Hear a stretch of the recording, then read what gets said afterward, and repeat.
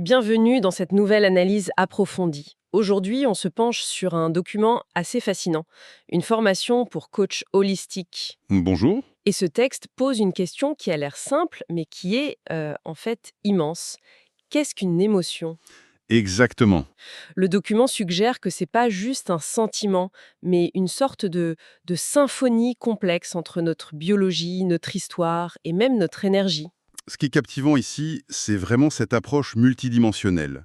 On va connecter des mondes qu'on a tendance à séparer. C'est ça.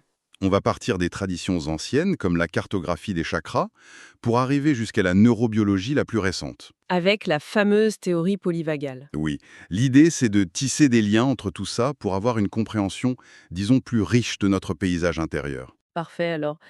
Le document commence par cet angle qui peut surprendre un peu, l'approche énergétique. Mhm. On y parle des chakras comme d'un miroir du vécu émotionnel. Pour quelqu'un d'un peu plus cartésien, comment on aborde ça? C'est une métaphore, hein? C'est une excellente question. On peut le voir comme une métaphore, bien sûr, mais ce qui est passionnant, c'est de voir que cette cartographie ancienne, c'est une sorte de carte thermique incroyablement intuitive de notre système nerveux. Une carte thermique, j'aime bien l'image. Prenez le chakra de la gorge, par exemple. Il est lié à la communication, à l'expression. D'accord? Eh bien, anatomiquement, il est situé juste à côté du nerf vague, qui est essentiel pour la voix. Quand on est stressé, on a la gorge nouée. On a du mal à parler, oui. Ce n'est pas une coïncidence, ce sont juste deux langages, l'un symbolique et l'autre biologique, qui décrivent la même réalité. Ah oui, vu comme ça change tout.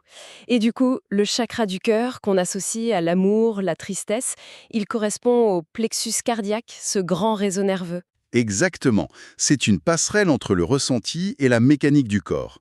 Ces traditions avaient identifié que les émotions ont une géographie corporelle, bien avant qu'on ait les outils pour le prouver. D'accord. C'est la porte d'entrée pour explorer ce que le document appelle la plomberie biologique. Voilà. Et cette plomberie, c'est notre fameux système nerveux autonome, le pilote automatique du corps. J'adore la métaphore utilisée dans le texte, celle des deux pédales de voiture. L'accélérateur et le frein, c'est très parlant. On a le système sympathique. L'accélérateur. Il s'active face au stress, au danger. Il nous prépare à l'action, combat ou fuite. Et de l'autre côté, le système parasympathique. Le frein, lui, il favorise la détente, la récupération, la digestion. Un système nerveux bien régulé, c'est pas un système qui est toujours au calme. C'est un système qui s'est passé de l'un à l'autre avec fluidité. Et l'acteur clé de cette pédale de frein, si je comprends bien, c'est le nerf vague. C'est le chef d'orchestre. C'est le plus long nerf du corps. Il relie le cerveau au cœur, aux poumons, aux intestins. C'est une sorte d'autoroute de l'information, en fait. C'est exactement ça. Il dit au cerveau si nos organes sont en mode calme ou en mode alerte. Et le plus fou, c'est qu'on peut l'influencer consciemment. Oui, le document cite des choses très simples, la respiration lente, le chant, Le fredonnement, oui. et même, et ça surprend toujours, attendez, se gargariser, Sérieusement. oui, le simple fait de se gargariser. Donc ma routine du matin, c'est une séance de régulation émotionnelle. Et je le savais même pas, c'est incroyable. Ça l'est.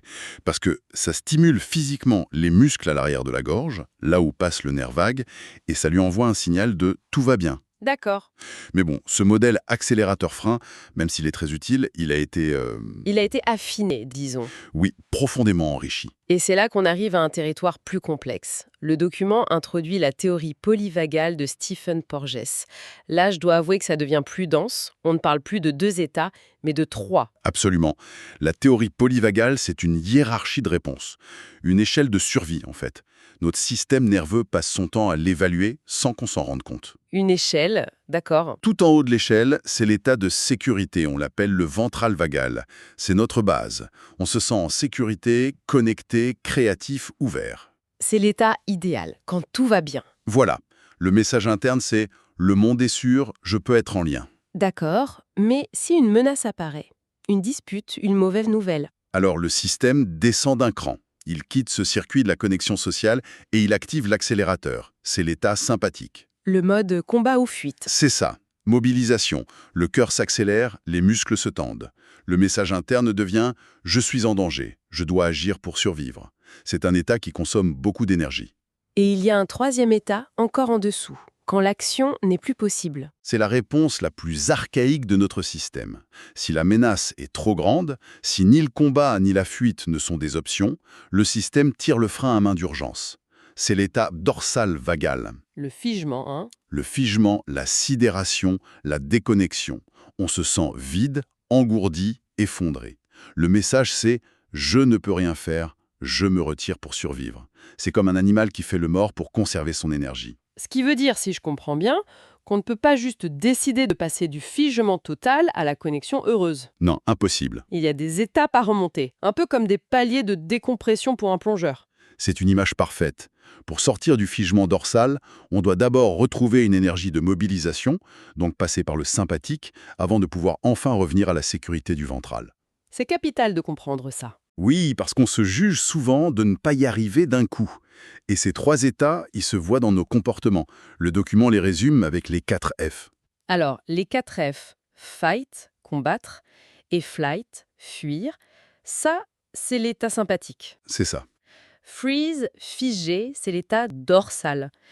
Mais rien un 4e F, faune, qu'on peut traduire par faire plaisir ou amadouer. Ça, c'est plus subtil. Faune, c'est une stratégie de survie sociale très sophistiquée. C'est quand on sent une menace dans une relation et que notre système choisit d'apaiser l'autre à tout prix pour éviter le conflit. On s'oublie complètement, en fait. Oui, on abandonne ses propres besoins, on est d'accord avec tout, on essaie de deviner ce que l'autre attend. On essaie de rendre l'environnement sûr en se rendant soi-même le plus agréable possible. C'est une réponse souvent ancrée dans l'enfance. D'accord, je vois. Donc, ces états, ce sont des stratégies du système nerveux. Mais qu'est-ce qui donne l'ordre au corps de se tendre ou de se figer? J'imagine que c'est là qu'intervient la chimie interne, les neurotransmetteurs. Exactement. Ce sont eux les messagers, le carburant de ces états. Le document les présente un peu comme un cocktail chimique permanent. Hmm. En mode synchétique, par exemple, on est inondé de cortisol et d'adrénaline, les messagers de l'urgence. Et à l'opposé, pour l'état de sécurité? Pour l'état ventral de sécurité, c'est l'ocytocine qui domine. C'est l'hormone du lien, de la confiance. Notre quotidien émotionnel, c'est cette danse permanente entre ces différentes substances. Et il y en a d'autres qui jouent un rôle important, comme la sérotonine ou la dopamine? Oui, bien sûr, la sérotonine, c'est le grand stabilisateur d'humeur, la dopamine, c'est le moteur de la motivation, de la recherche de plaisir, et le texte mentionne un autre acteur essentiel, le GABA. Le GABA, ah. Il faut voir le GABA comme le calmant naturel du cerveau. C'est le fluide de la pédale de frein. Si on en manque, le système peut s'emballer et ça peut mener à de l'anxiété, de l'irritabilité. L'idée, c'est donc de s'assurer que notre pharmacie interne est bien équilibrée. Voilà, il ne s'agit pas d'éliminer le stress, mais d'avoir assez de calmant pour revenir à la base. Ce qui est peut-être le plus vertigineux dans tout ça, c'est l'idée que ce système nerveux ne réagit pas seulement à notre vie, mais qu'il porterait aussi l'écho des vies de nos ancêtres. Les transmissions transgénérationnelles. Oui, comment ça fonctionne concrètement? Le document propose une ligne du temps qui est très éclairante. Imaginez la génération de nos grands-parents. D'accord. Une génération qui a souvent vécu des traumatismes majeurs, mais sans en parler. Des guerres, des exils, des deuils silencieux. Ces émotions intenses, elles n'ont pas été traitées. Elle reste comme une charge latente. Exactement. Puis vient la génération de nos parents. Ils grandissent dans cette atmosphère et en déduisent des règles implicites. On ne parle pas de ça, il faut être fort, les émotions, c'est une faiblesse. Et ça nous amène à nous, aujourd'hui, qui héritons à la fois des émotions non dites et des règles pour ne pas y toucher. Et après, on se demande pourquoi on surréagit à certaines situations. Précisément. Et ce qui est fascinant, c'est que la science commence à expliquer le mécanisme derrière ça. C'est l'épigénétique. L'épigénétique. Il ne s'agit pas de modifier notre ADN, mais imaginer que des expériences de vie intenses, y compris celles de nos ancêtres, peuvent poser des sortes de marqueurs, comme des post-it sur nos gènes. D'accord. Ces marqueurs ne changent pas le gène lui-même, mais ils changent la façon dont il s'exprime.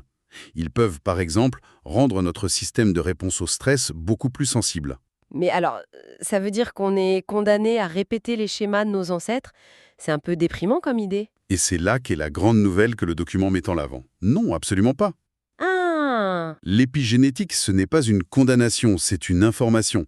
Ces marqueurs sont dynamiques, ils sont réversibles. C'est comme des interrupteurs qu'on peut allumer ou éteindre. Et comment on fait pour les éteindre? Le simple fait de prendre conscience de ces héritages, surtout les pratiques de régulation du système nerveux, tout ce dont on a parlé, ça peut influencer l'expression de nos gènes. Ça nous permet de ne plus être prisonniers du passé. C'est une vision qui redonne un pouvoir immense.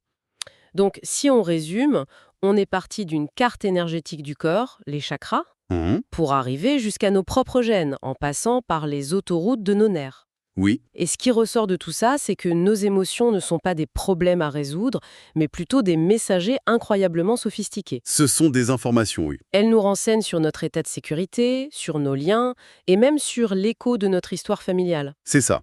Le document conclut pour l'importance de ce qu'il appelle la posture émotionnelle. Pour un coach, cette capacité à accueillir l'intensité de l'autre sans l'absorber. À rester stable. Mais en réalité, c'est une compétence de vie fondamentale pour nous tous. Le but, c'est pas de ne plus rien ressentir, au contraire, c'est de développer la capacité à rester présent à ce qui nous traverse pour ne pas en faire porter le poids aux autres.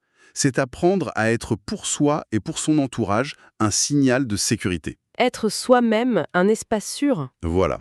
Et ça soulève une question essentielle, qui va au-delà de la posture du coach ou du thérapeute. Hmm.